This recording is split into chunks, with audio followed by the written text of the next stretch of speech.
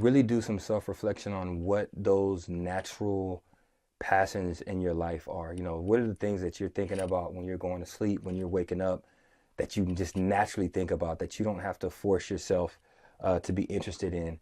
And, you know, this is something I also tell the athletes I talk to as well, is if you're leading with those passions, then start seeing where you can develop a lane to explore those things. And it doesn't have to be something that you're good at. I think that's probably the biggest part of this is what stops a lot of people is like, well, I might be interested in this, passionate about this, but I'm not good at this.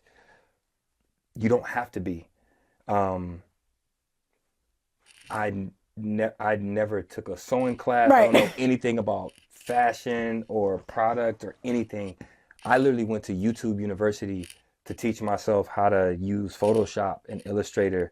I saved the first article that I Googled and printed out how to come up with a company name. Like, you got to understand, like, I literally started this not knowing anything, but the passion is what led me to on the learning journey of, okay, how do I educate myself to learn the tools that I need to jump into something that will allow me to express these passions. So if you're led with those passion and those natural interests, then follow that with the work on what do I need to learn? What tools do I need to obtain to do something in this lane?